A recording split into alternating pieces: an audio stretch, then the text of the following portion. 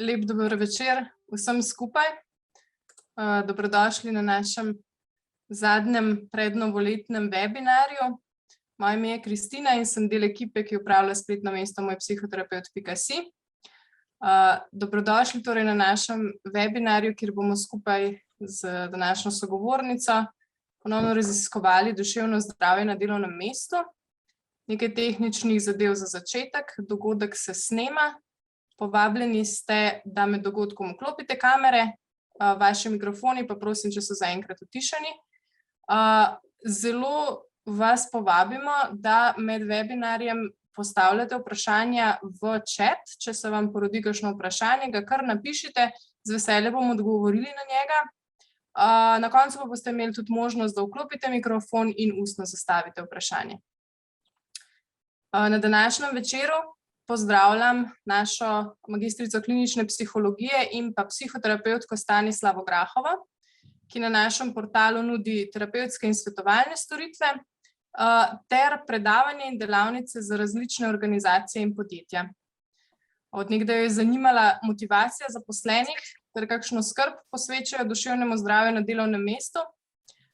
Zato so tudi danes odločili in skupaj pripravljali za vas tale večer, kjer se bomo pogovarjali, kako vključiti skrb za duševno zdravje v promocijo zdravja na delovnem mestu.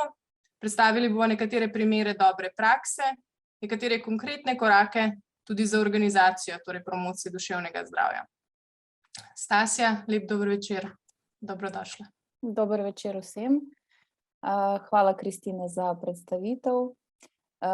Zmeraj mi je veselje, ko imamo tak večer, promocije duševnega zdravja, saj se mi zdi še vedno premalo pozornosti posvetimo tej tematiki na takem družbenem nivoju in poslovnem nivoju. Tako da hvala za to priložnost, da se spet danes pogovarjamo o tem in tudi s svoje strani vas želim povabiti k temu, da zastavljate vprašanja, konkretno vprašanje oziroma če se mi pojavi kakšen komentar, tudi ga lahko napišete v chat ali zastavite vprašanje na koncu, proti koncu najinega pogovora. Pa da kar začneva. Stasja, zakaj je dobro in koristno v promocijo zdravja na delovnem mestu vključiti tudi duševno zdravje? Ko sem se pripravljala na ta webinar, sem malo razmišljala o tem, kako pogosto res se pogovarjamo o duševnem zdravju v delovnem okolju in kako pogosto se srečujemo s to tematiko v psihoterapevtski sobi, ravno tega duševnega zdravja na delovnem mestu. In moram priznati, da v zadnjih časih tematika duševnega zdravja na delovnem mestu se večkrat pojavlja v psihoterapevtski sobi.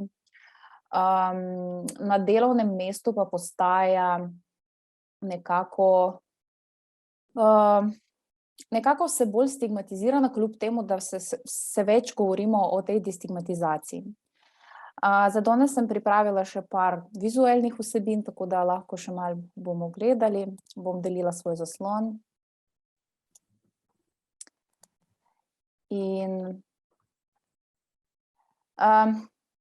malo sem razmišljala tudi o tem, kaj govorijo nam raziskave, zakaj je promocija duševnega zdravja na delovnem mestu koristna in zakaj iz svoje strani vidim promocijo duševnega zdravja kot en koristni doprinos delovanju firme oziroma podjetja ali delovanju tudi javne uprave, karkoli.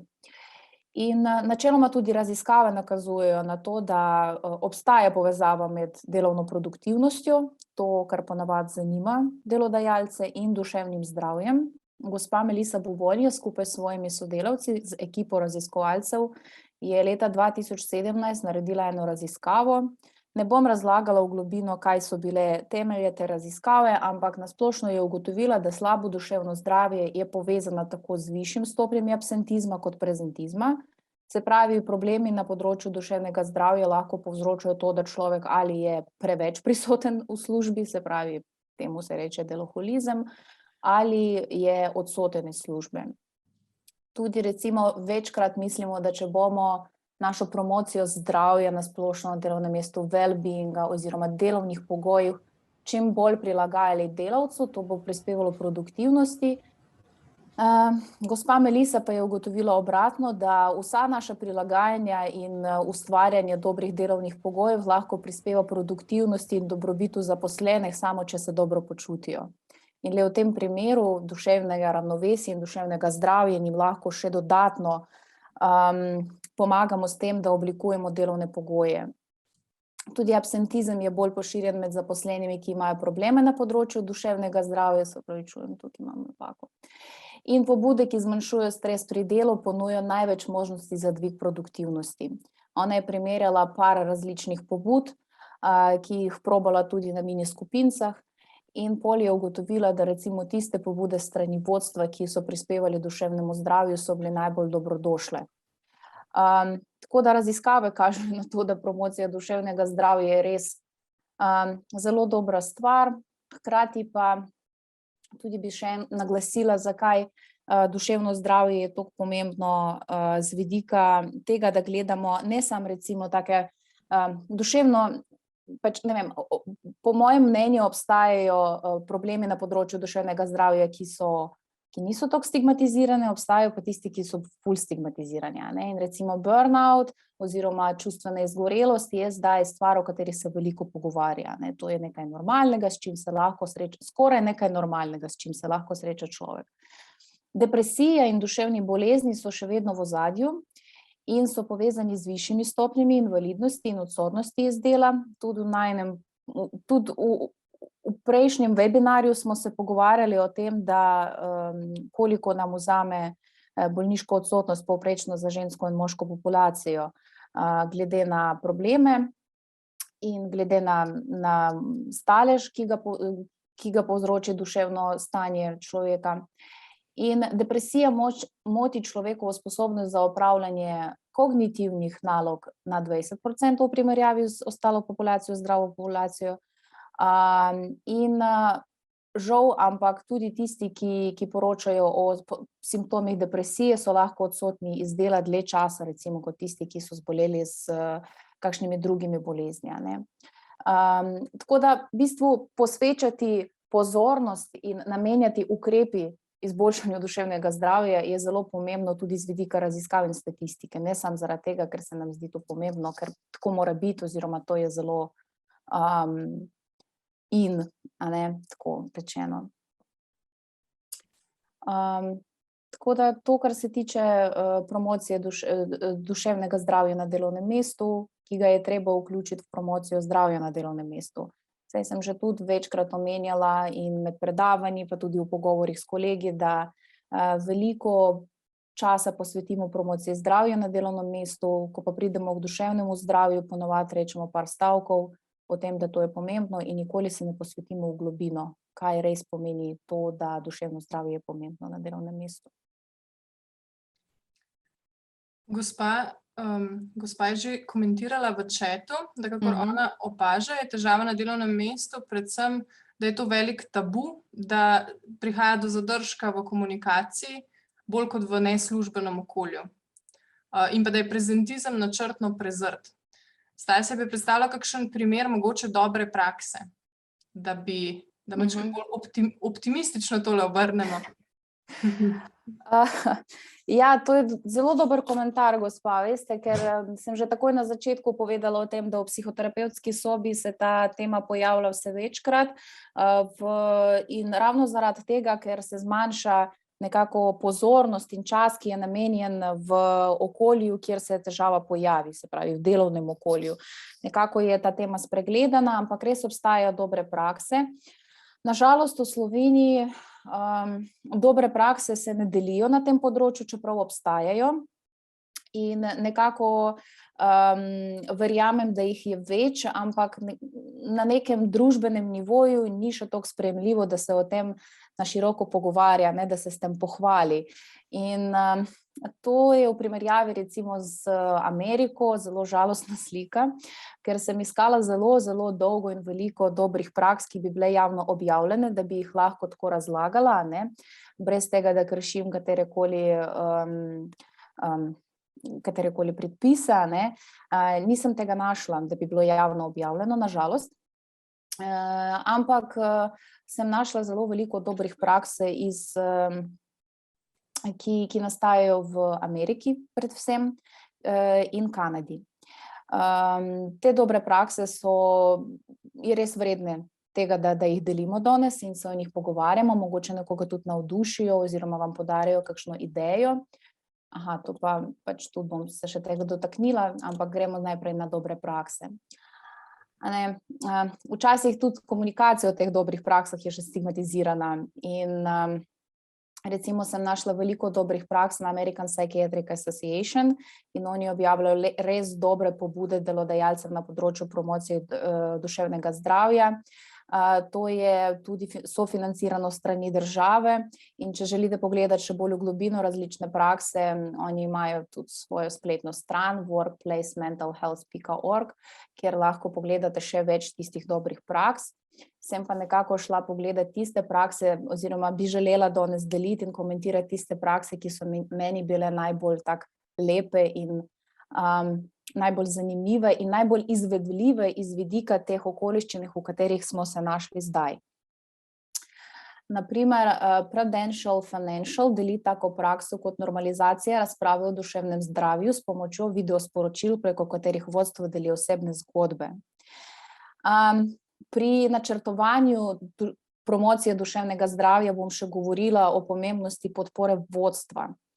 In to, da eno podjetje se je odločilo za to, da vodstvo bo delilo svoje osebne zgodbe o duševnem zdravju, je zelo pogumen in dober korak, po mojem mnenju, saj se še vedno srečujemo s tem, da se nam zdi, da nadrejeni nekako ne doživljajo oziroma višje vodstvo ali middle management ne doživlja problemov na področju duševnega zdravja, kar je seveda napačno prepričanje.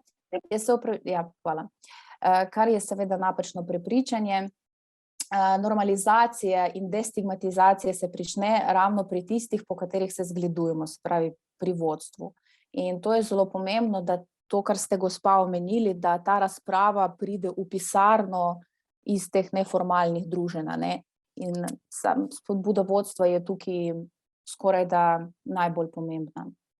Druga praksa, ki mi je bila zelo všeč, izhaja iz podjetja Tier 1 Performance Solutions in oni so se osredotočili na 6 ključnih zdravstvenih vprašanj: depresija, anksioznost, obsesivno-kompulzivna motnja, skizofrenija, bipolarna motnja in odvisnosti.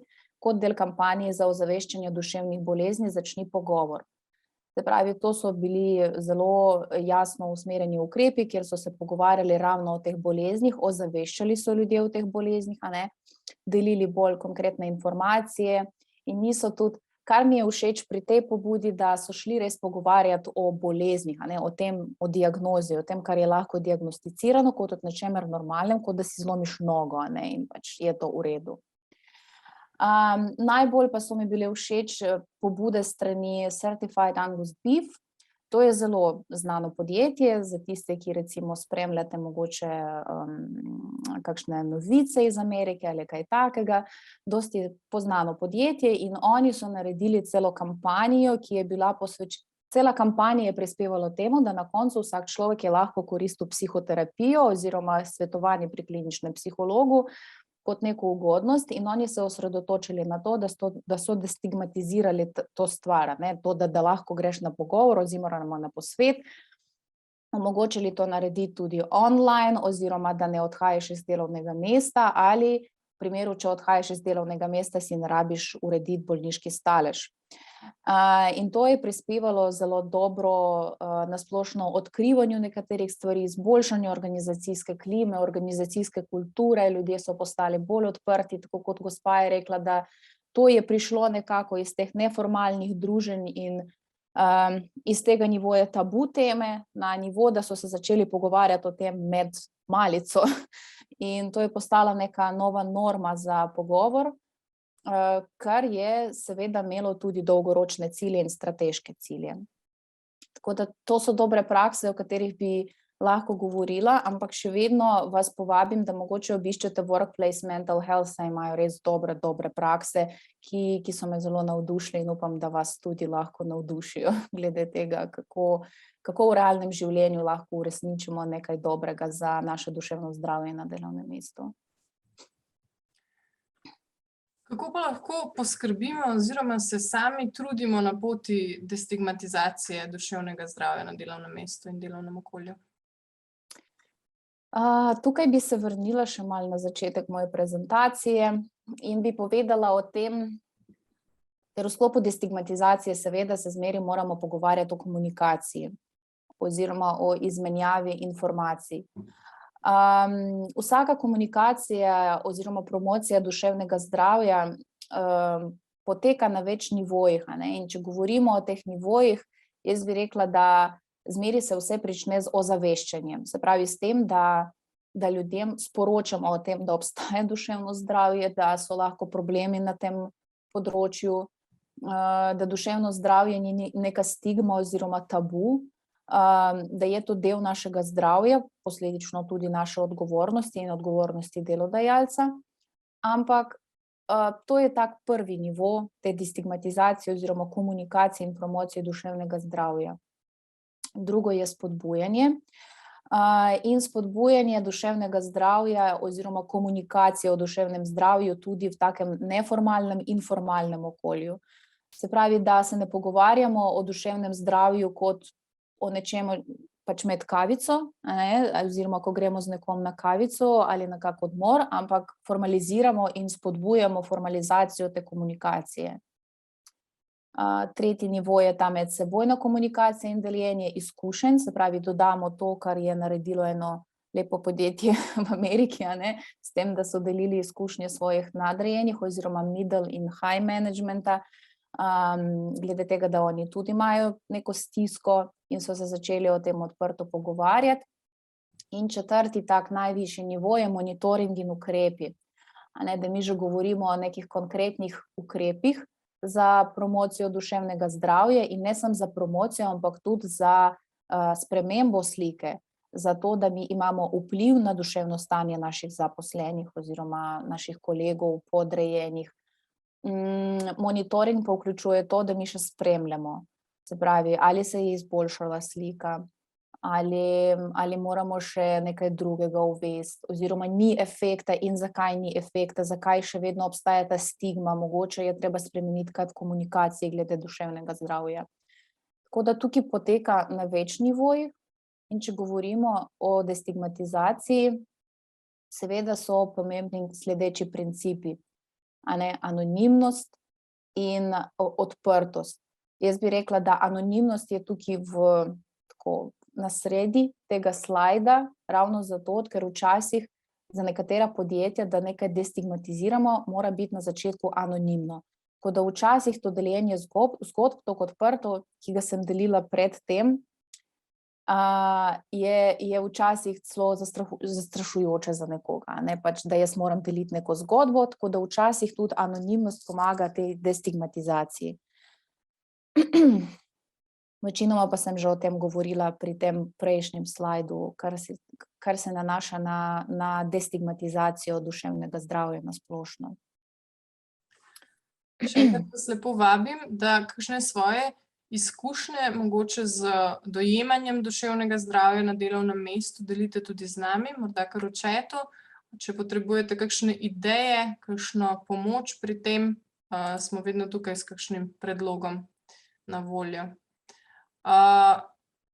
Ja, Stasja, katere konkretne ukrepe lahko torej sprejmemo v okviru promocije zdravja?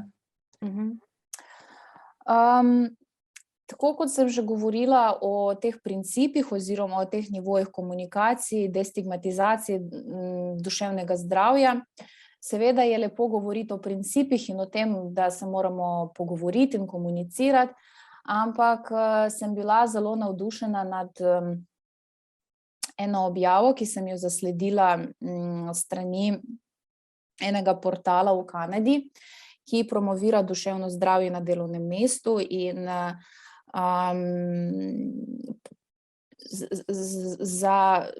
če sem prav razumela na splošno ta sistem, za njih je zelo pomembno, kako je to sofinancirano strani države, kako to se lahko dogaja na več nivojih, na državnem, družbenem, kaj lahko naredijo zaposleni, kaj lahko naredi vodstvo podjetja in tako naprej.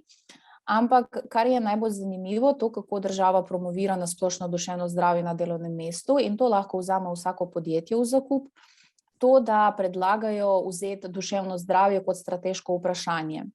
In s svoje strani lahko rečem, da jaz zelo podpiram ta pristop, da duševno zdravje mora biti strateško vprašanje, glede na to, kar sem pokazala na prvem slajdu, o tem, da duševno zdravje in dobro počutje sodelavcev je vezano na produktivnost in doseganje ciljev podjetja. In tudi, če uredimo vse delovne okolje za zaposlene, če ne bodo duševno zdravi, ne bodo tisti ukrepi na žalost delovali. Oziroma tisto okolje, tudi tisto well-being okolje ne bo delovalo, ne bo imela tega učinka oziroma efekta na zaposlene, ki bi lahko prispevali produktivnosti podjetja in lastni produktivnosti, lastnemu zadovoljstvu. Tako da nekako sem poskusila razpredeliti konkretne korake, ki jih lahko naredimo, preden pridemo na konkretne ukrepe. In prične se vse s podporo vodstva. Vsako situacijo, ki se nanaša na promocijo oziroma komunikacijo o nečem, je pomembna podpora vodstva. Pomembno je zagovarjati duševno zdravje strani vodstva in imeti zelo tak jasno in konkretno podporo strani nadrejenih. Pol pa priporočljivo je to, da je nekdo odgovoren v podjetju za duševno zdravje, da ni to nekako taka razpršena tema, ampak da obstaja oseba oziroma skupina ljudi, ki je odgovorna za duševno zdravje. In tukaj je pomembno, da mi govorimo ne samo o tem, da duševno zdravje je odgovornost te osebe, ampak o tem, da ta oseba ima vse potrebne informacije glede duševnega zdravja oziroma ta skupina ljudi, in če ti imaš stisko, se lahko obrneš ravno na to osebo, ne na kadrovski oddelek, na primer, ampak obstajajo ljudi, ki so zavezani tudi recimo k anonimnosti z nekimi etičnimi načeli in lahko se obrneš na nekoga konkretnega v podjetju, kar se tiče duševnega zdravja, tudi če je to direktor podjetja, na primer, in prevzame to odgovornost, če govorimo o nekem manjšem podjetju, ne govorimo zmeraj o velikih podjetjih, kar je normalno. Razvoj dolgoročnega in kratkoročnega načrta, to je tudi zelo pomembna tema, saj razvoj dolgoročnega in kratkoročnega načrta pri ozaveščanju glede duševnega zdravja nam omogoča konkretne korake. Če mi sistematično pristopimo k promociji duševnega zdravja na delovnem mestu, lažje načrtujemo, lažje razpredelimo konkretne ukrepe, v dolgoročni načrt vključimo to, da hočemo izboljšati recimo počutje zaposlenih, da hočemo prispevati produktivnosti, povezanosti kolektiva, spremembi organizacijske klime. Kratkoročni načrt pa lahko vključuje konkretne korake, na primer za par mesecev vnaprej. Kaj lahko ponudimo, kakšen imamo budžet za to. Implementacija in izvajanje ukrepov je nekako naslednji korak. Pri implementaciji in izvajanju ukrepov je seveda dobro vključiti strokovnjake iz različnih področij, sodelovati z nekom, ki je ozaveščen na tem področju, saj duševno zdravje je zelo pomembna tema v tem smislu, da je hkrati zelo občutljiva tema, tako kot smo rekli, tabu tema velikokrat, in vključitev nekoga zunanjega je velik doprinos temu, da podjetje zna izpeljati vse načrte na najbolj primeren, zaupen in etičen način. In 6. korak sem nekako označila kot ocena in poročanje o dosežkih, ampak hkrati nekje tukaj bi rekla, da tukaj govorimo o opredelitvi potreb, Zmeraj moramo razumeti, kaj so potrebe, da jih vključimo v razvoj v dolgoročni in kratkoročni načrt. Ocena in poročanje o dosežkih je tudi pomembno, da sploh vidimo, da to nekako prispeva temu, da promoviramo duševno zdravje, da razumemo, kakšen je doprinos tega, da res promoviramo duševno zdravje na delovnem mestu, saj je pomembno razumeti, ali so zadovoljni ljudi s temi ukrepi, mogoče pa jim ne paše to, da se pogovarjamo o duševnem zdravju in tudi razumeti, zakaj jim ne paše. To, kar bi povedala glede konkretnih ukrepov na področju duševnega zdravja, pa mogoče bi se še dotaknila tematike konkretnih ukrepov, kar je najbolj zanimivo, verjamem, saj se velikokrat pogovarjamo o duševnem zdravju in o tem, da je treba to narediti, ampak se ne dotaknemo tematike, kaj bi bilo res dobro, kaj bi bilo konkretnega na področju duševnega zdravja. In to je bilo tudi tvoje vprašanje, če prav razumem, ne, Kristina? Tako, vmes, če smem, bi še prebrala en komentar iz sporočil. In sicer, da se v podjetju konkretne duševne stiske opazijo pri vseh nivojih, tako pri vodstvenih kadrih kot pri podrejenih. Stiske prvih in posledično neuravnoteženo komuniciranje poglobijo stiske slednjih in seveda gre tudi v obratno smer. Zato je težko iziti iz take spirale. To je samo komentar. Mogoče bodo teli konkretnejši ukrepi pripomogli, kako iziti iz te spirale. Ja, to je, tako kot ste rekli, to je en tak cikel, v kateri padeš, da vsi so v neki duševni stiski in pol je težko iti iz te spirale, da so vsi nekako pod stresom in se ne morete spraviti, ampak to, da nekdo eden to opazi, je že ta točka, pri kateri lahko izstopate iz te spirale, To, da nekdo opazi in se spregovori o tem in reče, lejte, mi moramo nekaj narediti in ukrepati, je ta ničelna točka, od katere lahko greste naprej in planirate to, kako boste promovirali duševno zdravje in kakšne točno ukrepe boste izvajali na področju duševnega zdravja znotraj vašega kolektiva. Včasih je bolj nevarno, da nihče ne opazi, da nekaj je narobe, da vsi mislijo, da vse je super in nekako se kuhajo v tej situaciji, pol pa naredimo neko načrtovano merjenje organizacijske klime in vidimo porazne rezultate, recimo v primerjavi s povprečjem po Sloveniji in ne razumemo, kaj je narobe, Tako da če nekdo ima nek objektivni pogled na to, kar se realno dogaja trenutno v kolektivu, naj se spregovori in to je že prvi korak. Izbrala sem tudi par konkretnih ukrepov, o katerih se lahko pogovarjamo in ki jih lahko implementiramo na področju duševnega zdravja. Tukaj so zelo nadrobno napisani, ampak bom tudi prebrala pa pokomentirala. Se pravi, prvi ukrep oziroma pogoj za promocijo duševnega zdravja je dostopnost orodij za screening in samooceno na področju duševnega zdravja za vse zaposlene. Kaj to pomeni? Zelo dobro, da zaposleni imajo dostop do nekih testov oziroma pripomočkov za samooceno duševnega zdravja. Vem, da to ponuja tudi portal, po mojem, Kristina? Ja. In včasih je res dobro, da zaposleni so usmerjeni, kjer lahko preverijo, kako se počutijo, To je tudi vprašanje komunikacije tega.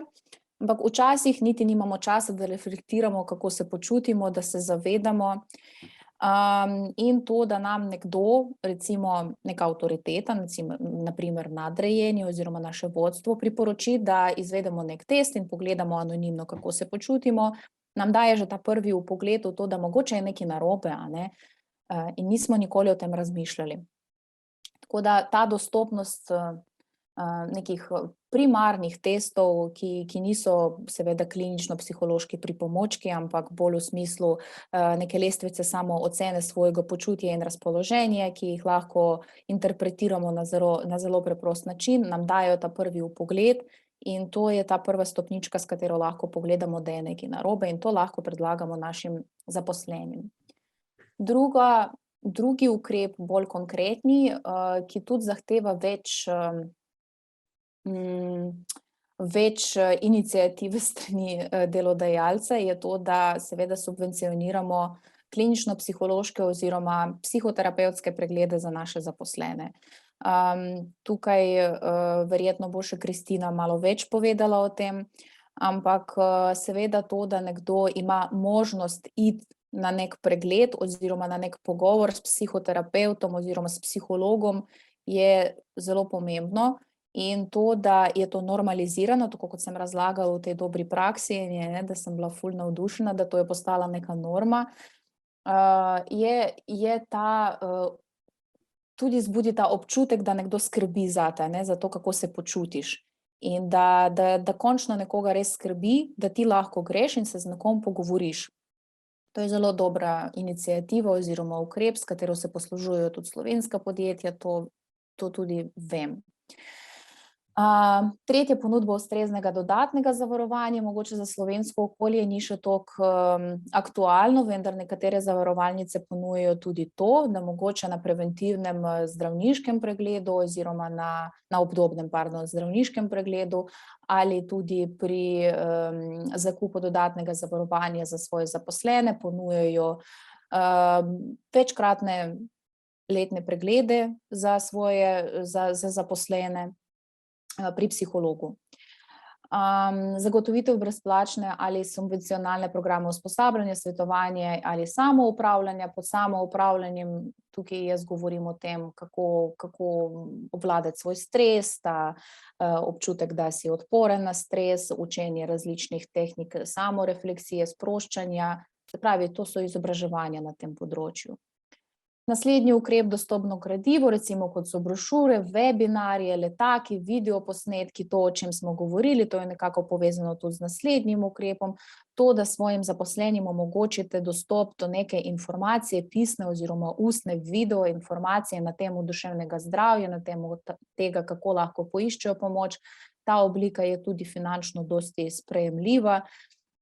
Ima pa velik doprinos, saj ljudje se ponavadi zelo veselijo takih informacij in radi poiščejo informacijo, hkrati pa tudi počutijo to, da spet nekoga skrbi za to, kako se počutijo, da lahko grejo, da lahko pogledajo, da njim delodajalec omogoča to možnost. Naslednji ukrep, ustvarjanja namenskih mirnih prostorov za sprostitvene dejavnosti, in to je tudi ena od dobrih praks, ki sem jo zasledila pri več podjetjih, ko sem brskala tako malo in sem se pripravljala na ta webinar. Tale ustvarjanje namenskih mirnih prostorov je zelo pomemben z vidika tega, kako zdaj živimo, fleksibilnega urnika in tega, da se ne moramo namenoma recimo odklopiti od našega vsakdanjega urnika. Imamo povsod telefone in žal, ne spomnim se, po mojem nisem pokomentirala pri ukrepih, ne pri ukrepih, ampak pri dobrih praksah nisem pokomentirala te točke, ampak eno od podjetij je uvedlo ravno tiste namenske prostore, kjer ni bilo Wi-Fija. In ljudje niso se mogli povezati na svojih računalnikih, tudi telefon si moral pustiti pred vhodom. In recimo si imel čisto normalno 15 minut na dan, si lahko šel v to sobo in si bil v tej sobi in si se sproščal oziroma se pogovarjal s svojimi sodelavci, brez tega, da bi brskal po telefonu. To je zelo dobra in lepa iniciativa, če pisarna dovoljuje imeti vsaj nek prostor mirni, kjer lahko si v miru 15 minut, pa mogoče še imaš nek predlog vodenih relaksacij, to je top ukrep, ki tudi ne zahteva veliko vložka, hkrati pa lahko veliko doprinese temu. Pol pa naslednje, zagotavljanje usposabljanj za vodje, ki jim bo pomagalo prepoznati znake in simptome stresa, depresije, izgorelosti ali katerihkoli duševnih problemov na področju duševnega zdravja pri svojih podrejenih. Velikokrat na letnih razgovorih se niti ne dotaknemo teme tega, kako se počuti zaposleni in kaj se mu dogaja. Duševno zdravje zaposlenega pa je velikega pomena. Tudi razumem, da veliko komu je pomembno, da ga nadrejeni vpraša, kako je zdaj, kako je bilo to leto, kako se je počutil. In to ni zaradi tega, ker ne vidijo smisla v tem, mogoče enostavno ne opazijo, da je človek v neki duševni stiski, niso izobraženi za to, da bi opazili, to je čisto normalno, saj niso za to zaposleni, da opazijo, kako se počutijo vsi, sicer bi lahko, ampak še vedno včasih spregledamo enostavno zaradi tudi prezaposlenosti vodij. In izobraževanje na tem področju, kako se pogovarjati o duševnem zdravju s svojimi podrejenimi, kako na bolj empatičen, razumljiv in tak človeški način se pogovoriti z nekom, kako se počuti, hkrati pa vzdrževati te meje, da ne posegaš nekako v zasebno življenje človeka, to se da naučiti in seveda vodji se lahko tega naučijo. To je dobra praksa in ukrep, ki ga lahko uvajamo. In ta zadnji ukrep, ki bi ga izpostavila, je omogočanje zaposlenim priložnosti, da sodelujo pri odločitvah o vprašanjih, ki vplivajo na stres pri delu. To je lahko neposredni vpliv na odločanje, se pravi izpolnjevanje nekih vprašalnikov, anket, ampak ta občutek, da doprineseš nekaterim odločitvam, ki lahko zmanjšajo stres oziroma izboljšajo delovno okolje na tak način, da se ti izboljša duševno zdravje in da te nekdo posluša, je lahko zelo zdravilen za organizacijsko okolje in za duševno zdravje zaposlenih, pa tudi za organizacijsko kulturo. To je zelo na kratko o ukrepih, mogoče pa nekdo ima še kakšno vprašanje oziroma nekdo bi delil kakšno tudi zanimivo izkušnjo na tem področju. Gospa je tudi komentirala, da se strinja z opozorili in napotki, kako priti do bolj zdrave atmosfere in pa z dobrimi ukrepi za izboljšanje duševnega zdravja. Na tej točki bi mogoče jaz kar vprašala, kako opredeliti, kateri ukrep je potem najbolj primeren za neko našo organizacijo in kako ga še dodatno implementirati. Tukaj bi se malo vrnila še na ta slajd, na prejšnji. In tukaj sem spustila pri razvoju dolgoročnega načrta in vzpostavljanju skupine ta trenutek pač diagnostike, a ne? Kaj je najbolj pomembno za nas, jaz uporabljam tak klinični izraz, ne? Sicer pa govorimo tukaj seveda o pregledu našega stanja zaposlenih in o pregledu na splošno organizacijskega stanja, kaj se dogaja v organizaciji. In opredelitev potreb je tudi lahko večplastna oziroma večnivojna, ne? Seveda spremljamo bolniške odsotnosti ljudi. Je zelo pomembno, da vodimo statistiko in gledamo, zaradi česa so odsotni, se poglobimo v to problematiko in vkolikor vidimo, da duševno zdravje je eden od najbolj pogostih razlogov, zakaj so zaposleni odsotni, je to že na splošno je to na splošno velik, to je na splošno zelo pomemben kazalnik, da moramo poskrbeti za duševno zdravje zaposlenih. Ocenjevanje organizacijskih kazalnikov je mišljeno v tem, da lahko ocenjujemo organizacijsko klimo in kulturo, ker velikokrat podjetja se lotijo tega procesa brez konkretnega razumevanja, zakaj to počnemo. Dobimo rezultate, razumemo, da nekaj ni okej, ampak to je lahko zelo, zelo pomemben inštrument, s katerim lahko pogledamo, kaj se nam dogaja in katere točno ukrepe izberemo za to, da izboljšamo organizacijsko klimo oziroma organizacijsko kulturo. Tukaj je treba gledati seveda lestvice, po katerih se ocenjuje organizacijska klima in kultura, odvisno tudi od tega, kakšno orodje boste izbrali, ampak če recimo govorimo o komunikaciji, potem pa govorimo tudi o skupinskih nekih delavnicah na temo komunikacije, na temo sodelovanja, če govorimo o čustvenem počutju, o občutkih tega, da nismo poslušani, govorimo o tem, da moramo poskrbeti za to oziroma uvajati neke individualne ure. Letni razgovori, na njih tudi lahko veliko izvemo, sem že tudi povedala o tem, da vodje lahko usposabljamo na področju vodenja razgovorov na tak način, da tudi se pozanimajo o tem, kako se počuti človek brez tega, da ne krši nekih mej oziroma zaposleni nima tega občutka, da proba nadrejeni izvesti malo več, kot bi bilo potrebno za delovno okolje.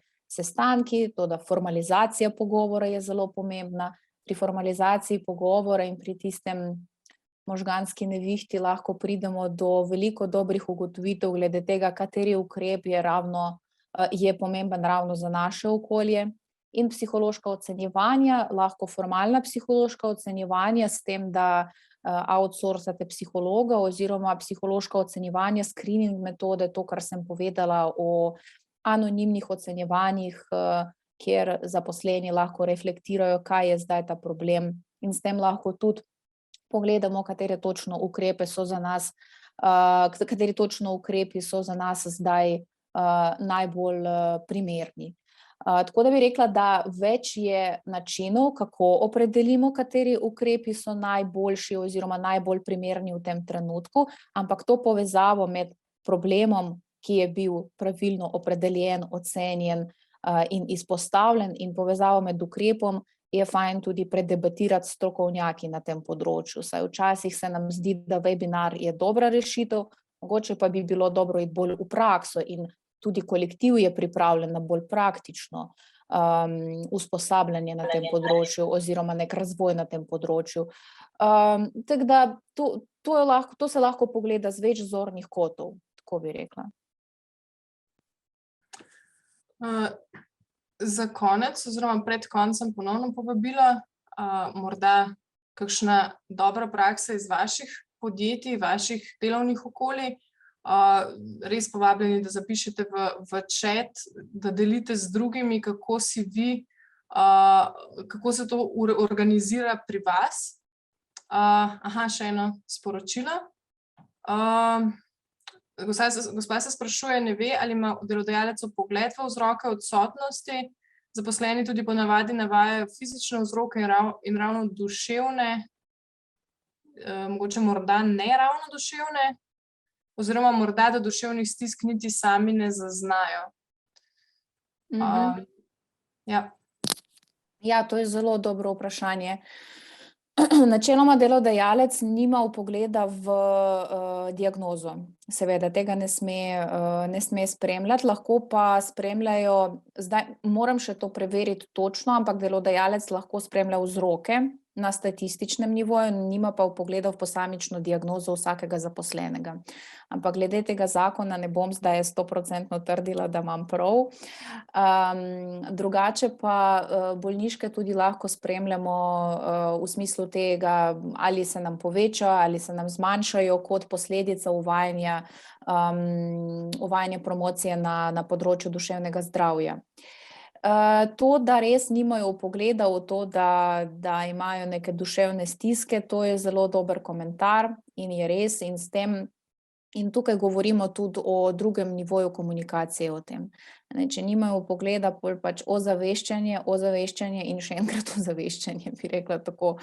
Ker dokler človek ne pridobi te refleksije oziroma tega self-awarenessa, tega, da ima vpogled v to, da ima duševno stisko, mi ne moramo trditi, da bo šel seveda na bolniško zaradi tega, oziroma bo šel na bolniško zaradi nekih fizičnih vzrokov, fizičnih simptomov, ki se pojavljajo zaradi duševne stiske.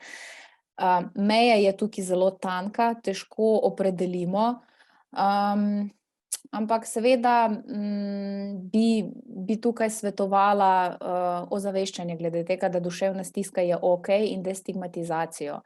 To je bilo bolj tak komentar, vprašanje, tako da ja, res, da ne zaznajo duševnih stisk. Tisti pa, ki zaznajo svoje duševne stiske, tudi če bi šli na bolniško, velikokrat se srečujejo s tem, da bolniška zaradi duševne stiske ni zaželena s strani delodajalca, na žalost. To se zgodi, to se dogaja. In tukaj moramo seveda govoriti o tem ozaveščanju tudi na nivoju vodstva.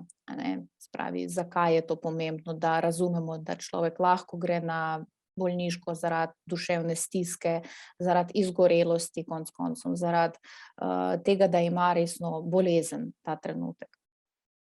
Upam, da sem odgovorila na vaš komentar, vprašanje. Lahko se tudi oglasite, če želite tako.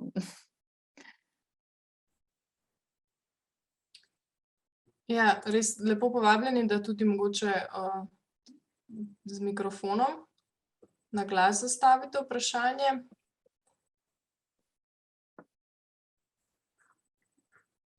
Ali komentar, seveda.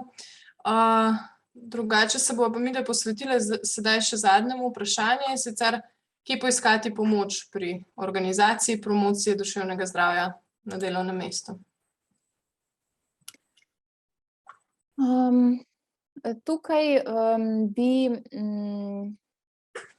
bi rekla, da obstaja več načinov, kako poiskati pomoč, če se srečujete z duševno stisko na delovnem mestu.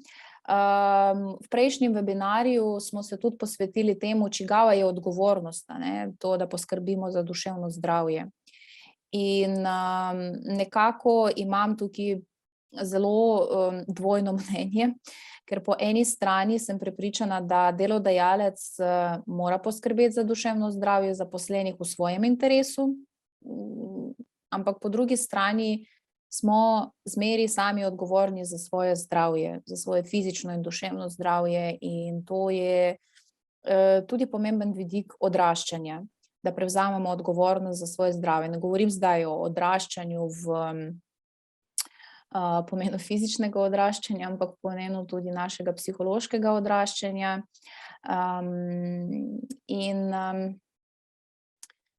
Bi rekla, če čutimo, da se srečamo z katerimikoli znaki duševne stiske, je fajn, da poiščemo pomoč seveda sami.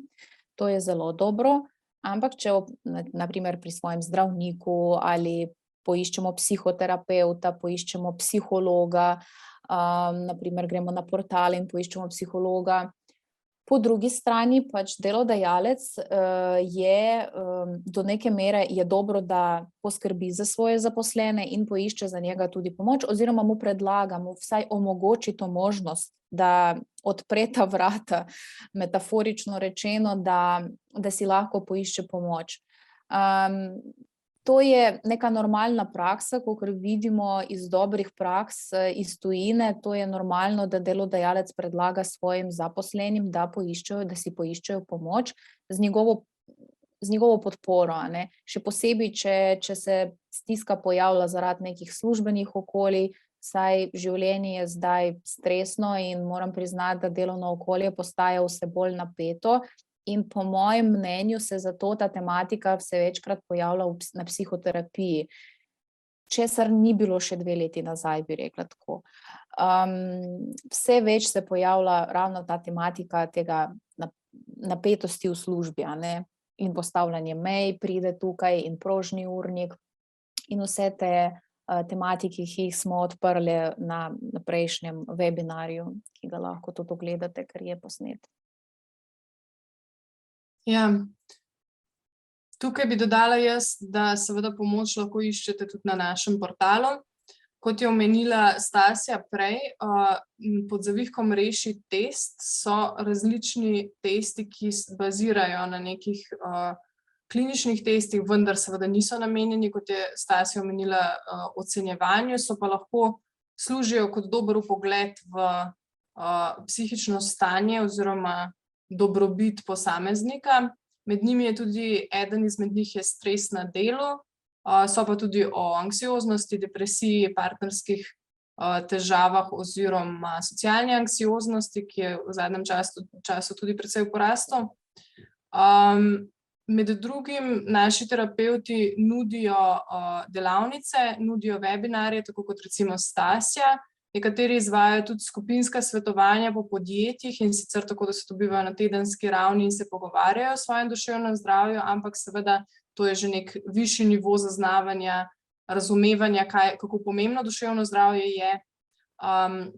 Smo pa tukaj zato, moj psihoterapevt.si si prizadeva razširiti dobro vest o tem, da se da pri takih težavah pomagati. Zato smo vam na voljo, lahko se obrnete na nas preko našega telefona, ki je naveden na portalu, ali info@mojpsihoterapeut.si, če si prizadevate, če si želite pomoči pri tem, da tudi na vašem delovnem mestu nekako spodbudimo pogovor o duševnem zdravju in mogoče naredimo v Sloveniji kakšno dobro prakso.